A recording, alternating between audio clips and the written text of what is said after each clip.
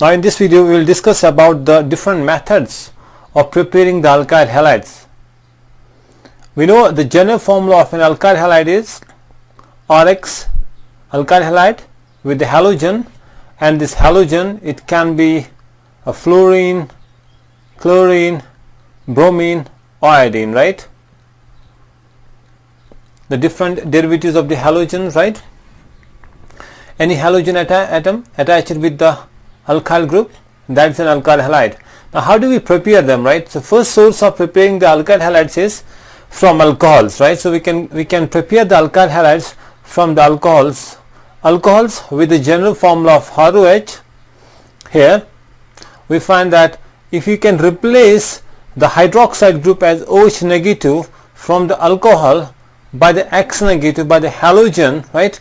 By the halogen, if you replace the hydroxide by the halogen, what you get? You get the RX, okay? So we get the alkyl halide. So this is basically a substitution reaction. This is a nucleophilic substitution reaction. We call it acid reaction, and in this reaction hydroxide group OH negative is actually replaced by the halogen by the X negative here, right? So this is an acid reaction. So that means we can prepare the alkyl halides from alcohols by doing the substitution reactions from the alcohols, and for this purpose we have a variety of the reagents that we can use to replace the hydroxide group by the halogens, okay?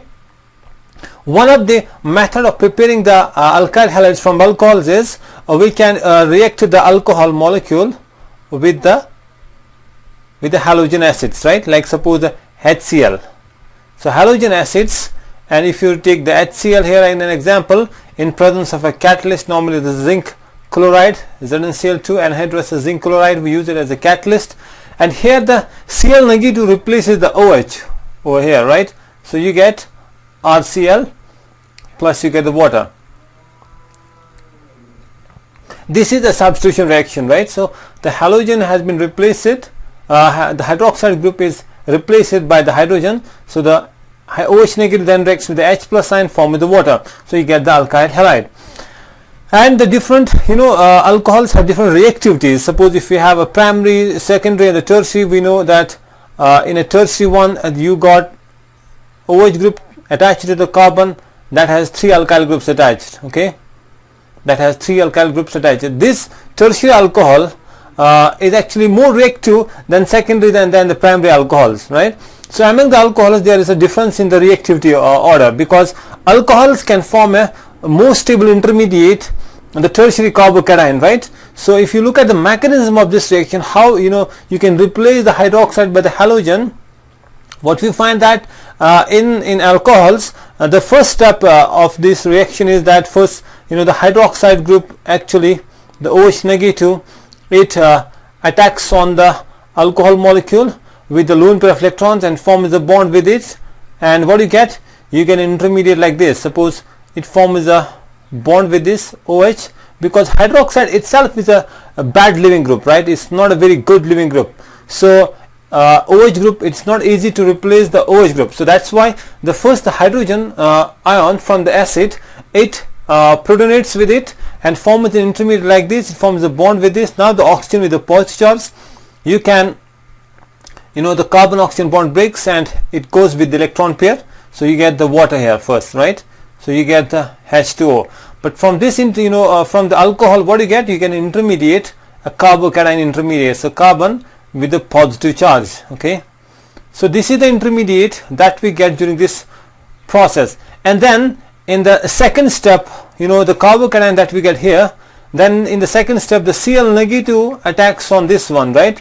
So you get this product, alkyl halide, okay? The reactivity of the alcohol depends on the stability of an intermediate, actually. In a tertiary alcohol, from the tertiary alcohol you get a 3-degree carbocation. If you have a secondary, suppose from a secondary alcohol halide, secondary alcohol, you get a secondary carbocation, which is relatively less stable, correct? So secondary carbocation is relatively less stable than the tertiary, and the primary is least one. So that's why the order of reactivity towards this acid reaction, towards this reaction with the halogen acids is tertiary alcohol is more reactive than secondary alcohol than the primary alcohol. We can also react the alcohol molecules with other reagents. We can also get the alkyl halides by reacting the alcohol molecules with the phosphorus halides, like the phosphorus pentachloride, phosphorus trichloride. The only difference here in the two reactions is that with the trihalide, 3 alcohol molecules react with this and you get the 3 molecules of alkyl halide and you get the H3PO3. Okay, so from here you get HCl and POCl3.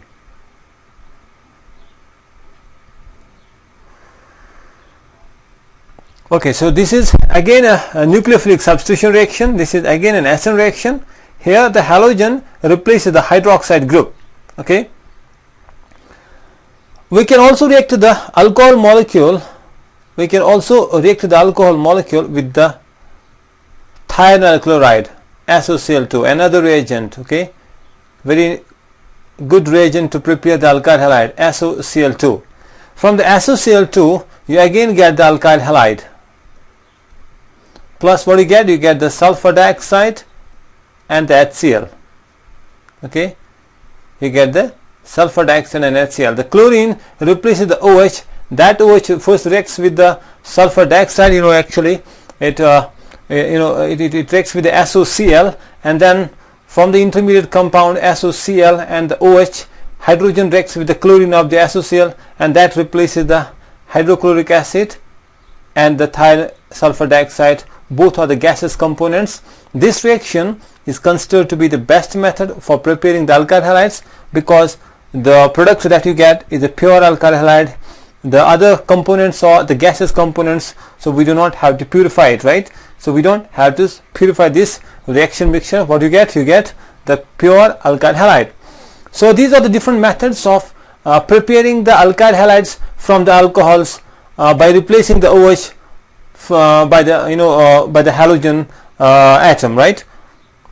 So all these reactions are the acid reactions, nucleophilic substitution reactions. Now next thing is we can also prepare the alkyl halides from alkenes. So second source of preparing the alkyl halides is from alkenes. Okay, in alkenes we know there is a double bond.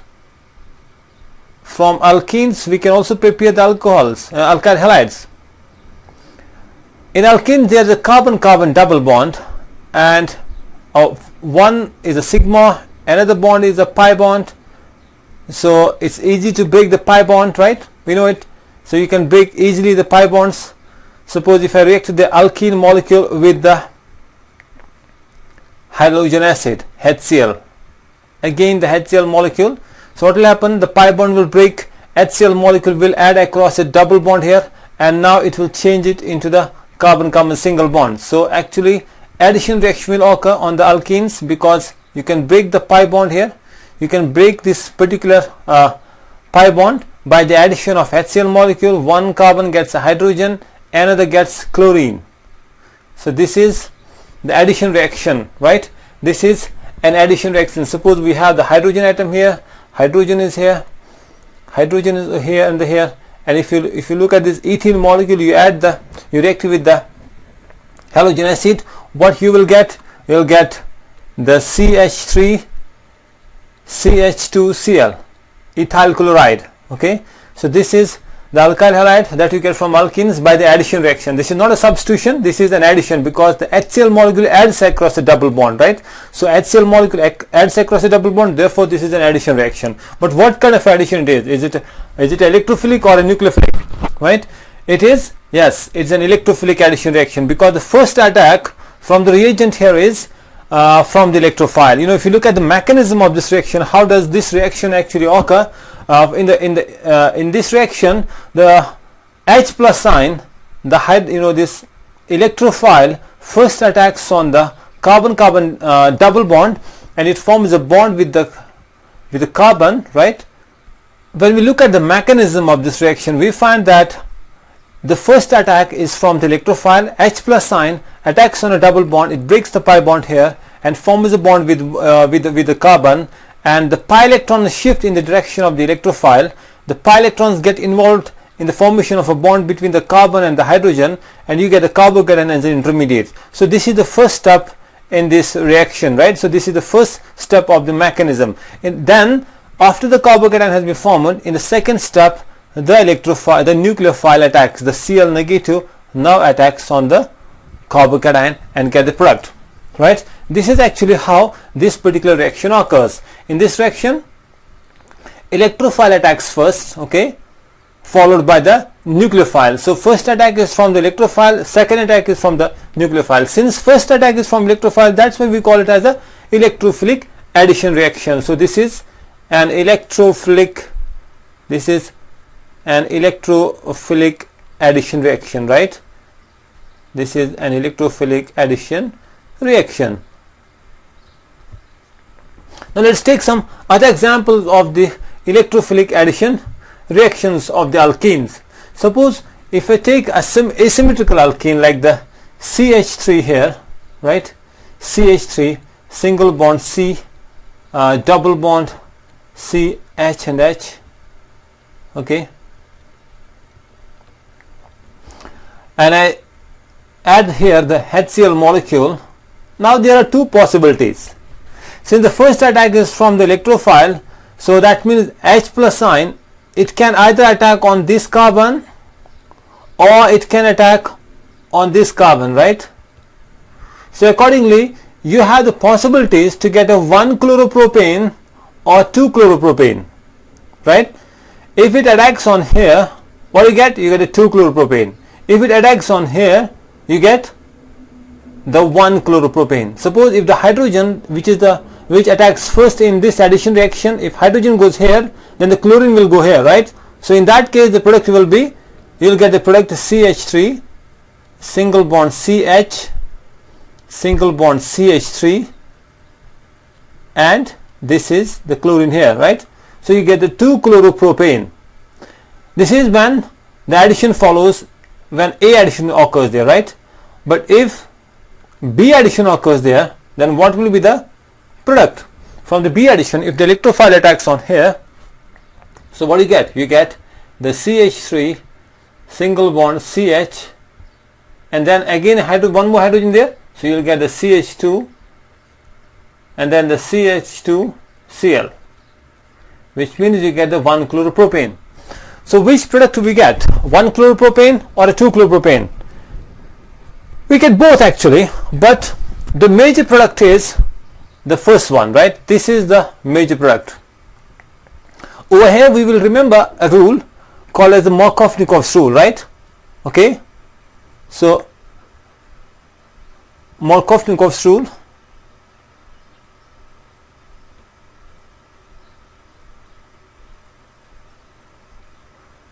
it says that during the addition of a reagent across an asymmetrical alkene, this is asymmetrical alkene, right?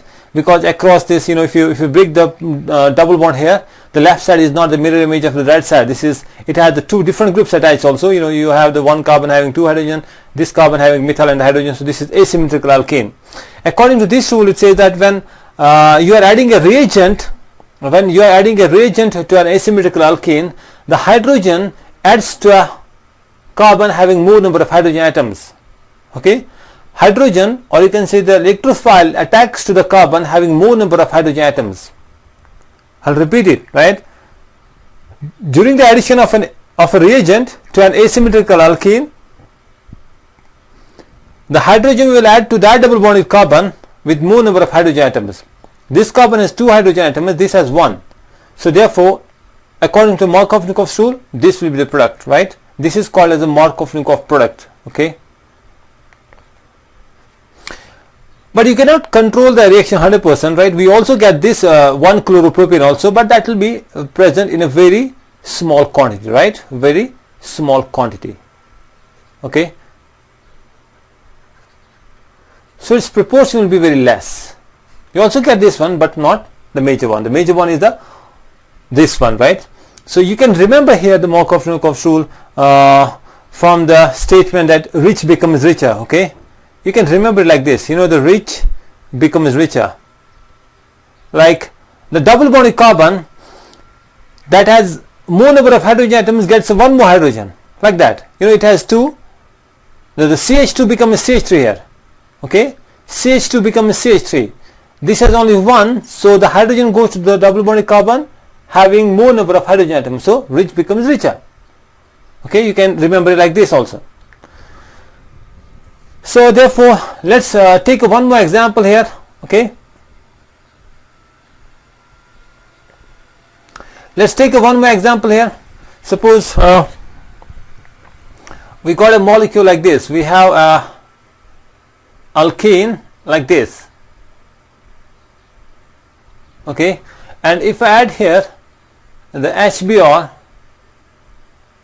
the product will be according to Markovnikov's product, right? Okay, so that means the rich becomes richer. Double bonded carbon having more number of hydrogen atoms will get one more hydrogen. If you look at the two carbon atoms, right? If you look at the two carbon atoms here, over here, one is this one, another is this one, right? This particular carbon has one hydrogen. This does not have any hydrogen atoms. It is bonded with the two carbon atoms, right?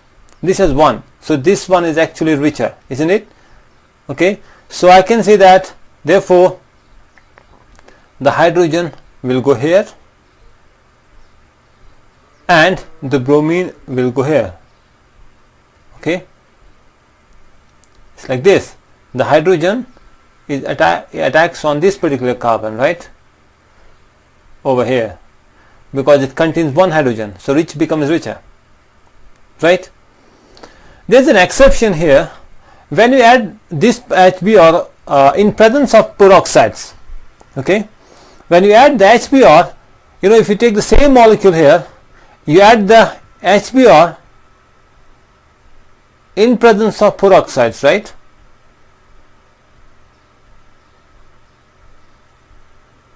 Okay, HBr in presence of peroxide, here the addition is anti-Markovnikov's addition, right?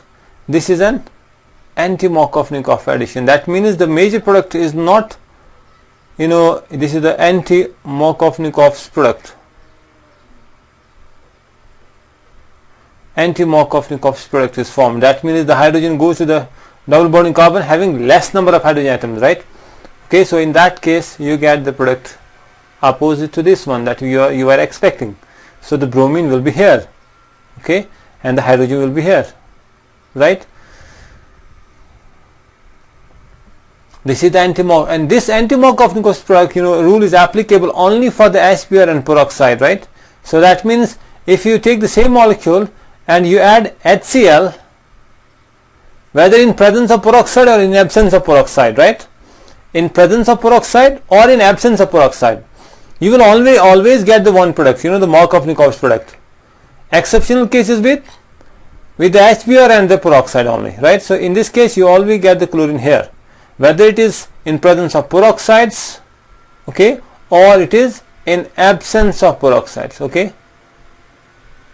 In both cases you get this one. So exceptional cases only with HBr and peroxide. If you take only HBr, you get the Markovnikov's product, right? So this is how we get the alkyl halides from the alkenes by the addition reactions, right? Fine. We can also get the alkyl halides by the halogen exchange, right? We can also prepare the alkyl halides from the halogen, from the halide exchange, right? You know, the third method is that we can get it by the halide exchange.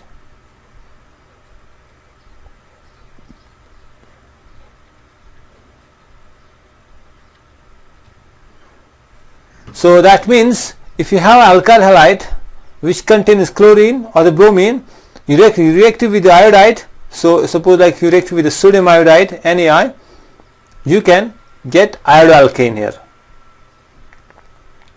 okay, plus you get the NaCl. So this is simply halide exchange. Iodoalkanes you can prepare from the chloroalkanes, or you can also prepare it from the bromoalkanes, okay. You know, this I negative, it will replace the chlorine from here, right?